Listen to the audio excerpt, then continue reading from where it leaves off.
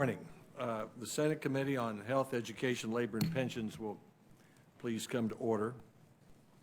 This is the 27th hearing in the last 6 years on fixing No Child Left Behind or related elementary and secondary education issues. I hope we're not far from a conclusion about how to fix No Child Left Behind. We're 8 years overdue, which even by Senate standards is a long time. Good morning. Thank you so much for having me here. This is a great honor. I will do my best to be succinct. I think at Democracy Prep, what we have done is ensure that all of our principals at the school level have very clear goals about what our expectations are for kids, and then we empower our principals to get there by any means that they deem appropriate and best suited for the kids that they are educating. But let me ask you, how much of that does Washington need to tell you to do? Indeed. I was going to share that I thought the same level of thinking would be appropriate for the reauthorization of ESEA. So setting clear mandates about what rigor looks like in standards and accountability, and empowering schools and states to figure out the best way to get there through a proposal or some sort of approved mechanism that meets the rigor bar that the federal government would mandate.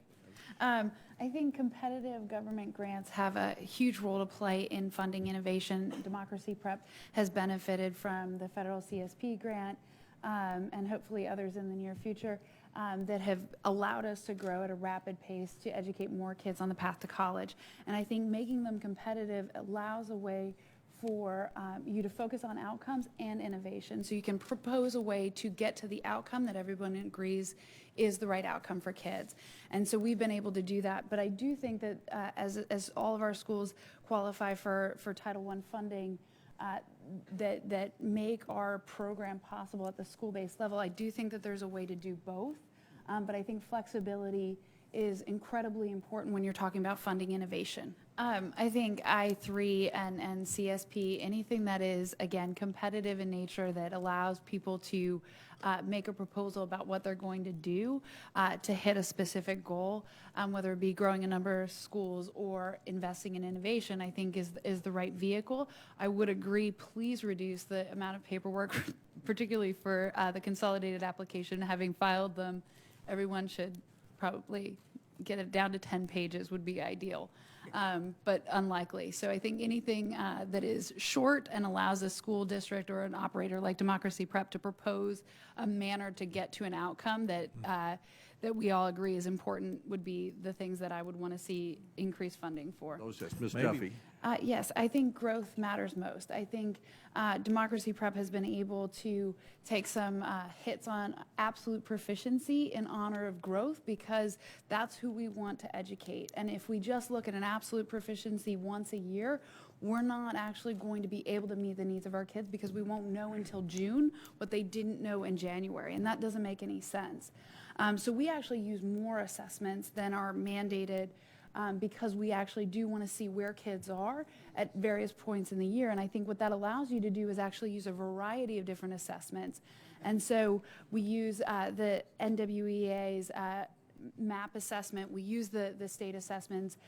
We use teacher-designed assessments, externally created assessments, and they give us a better picture of where our kids are and what our teachers need to do. I would argue that they're not entirely low stakes. They're tied to promotion and retention decisions for students, and they're tied to salary decisions for teachers in the aggregate.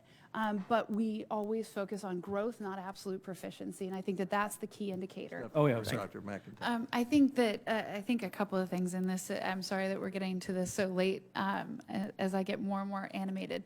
But I think I agree with so many of the points made. In New York City, the DOE had a performance metric that looked at growth, absolute proficiency, school environment through surveys and other data that really captured a whole picture of how a school was doing. But I think ultimately there's another metric that is even more compelling out of New York City, and it's the aspirational performance measurement. And it looks at exactly what you're saying, Dr. Balfens, where it looks at your scores on Regents tests and predicts how you will do in the SUNY and CUNY schools across the state and the city, and says, will you require remediation when you get to college, when you have graduated a New York City public school? And if you indeed require remediation, then I think we have to be able to say and be willing to say that that school is not successful with that kid yet. And it doesn't mean that it's a binary proficiency or not proficiency, but it does mean that we have to measure outcomes, because without those outcomes, we know what happens to our kids. They are not successful in college, and then they're not successful in life. And so we have to be prepared to say, this is not meeting expectations. This is, in fact, failing our kids. Not that our kids are failing, but our adults are failing our kids. And I think looking at a sophisticated data metric that doesn't just honor proficiency, but looks at growth, looks at attendance, looks at the softer data that actually represents the school community will do so much good for our schools and our kids. Davis, Ms. Duffy. Thank you for this roundtable. It's been an honor and a privilege. The students who benefited most from Democracy Prep are the same ones who benefited most from the ESEA and its original iteration. And I think any future iteration has to be mindful of ensuring that we don't leave our students that are in urban centers, in rural districts, that are right now projected to have single-digit rates of graduation. We don't leave those kids behind because we're afraid to push forward for accountability and data.